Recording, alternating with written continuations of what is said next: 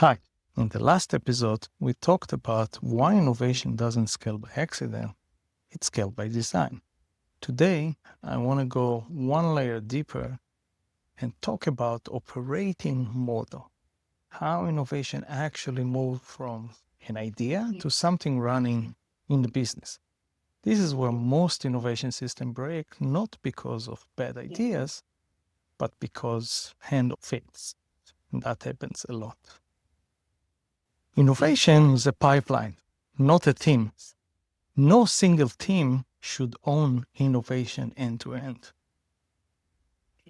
Trying to do that creates overload teams, endless pilots, and no clear of ownership at scale. Innovation is a pipeline with distinct stages, and each stage optimized for something different. If you don't design the pipeline, work gets stuck between the stages. The core stages, let's go high level. So first of all, you have the scouting, the sensing. The purpose of that is identify real problems, separate signal from noise, and real problem can come from the innovation team, can come from the business, can come from the client, can come from multiple sources. Common failure here, scouting optimize for volume instead of relevance. You don't need tons of pipelines of ideas. You need a handful that are really relevant to the business. The second stage is POC, POV, proof of concept, proof of value, or experimental, or pilots. Everybody calls it slightly different.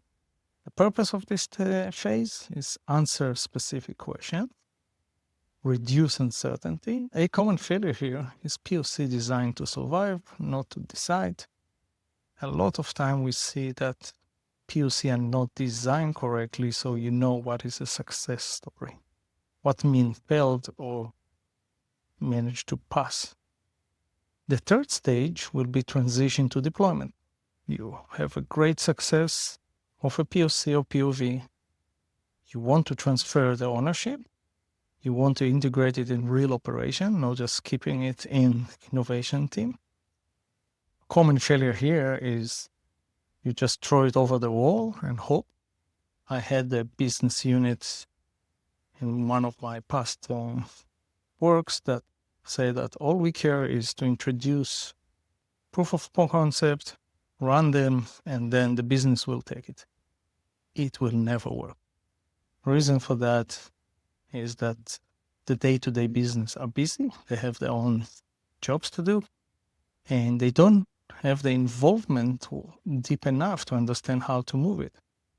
Here is where you have to create a deployment team that sits in between the innovation team and the business. This is the most fragile point in the system. Let's talk about the handoff. So we talked a little bit, we touched that. Scale is not reward.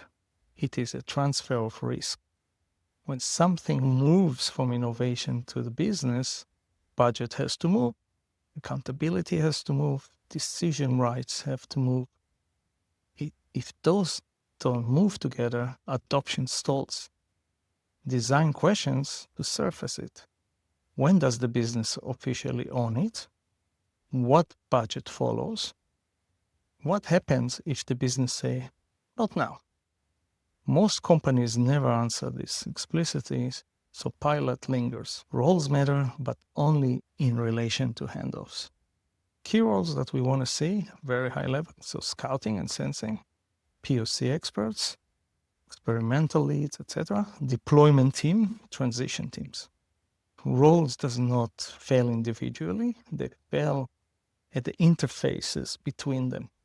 If POC teams are rewarded for activity and deployment teams are rewarded for stability, conflict is guaranteed.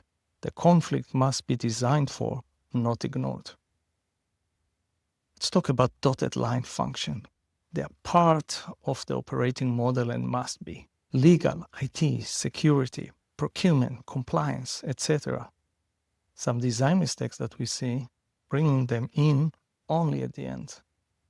Better way to do it, they are not gatekeeper. They are risk translator. They should be dotted line to the team and be pulled along the project. Early involvement, clear escalation path, time box reviews. If they are surprised late, they will slow everything down rationally. Measurement at the operation model level. What to do, what to look at. Time between stages, drop-off points, repeat friction area.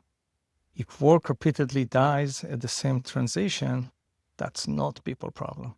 That's a design flaw.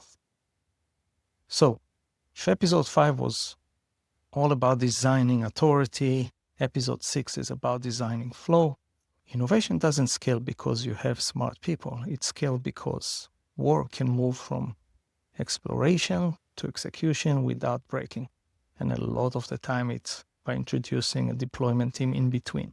Remember that, and we can deep dive that if that's a question that you have in the future. In the next episode, we'll zoom out again and talk about ecosystem design, startup partners, and how to engage externally without creating noise or false hopes.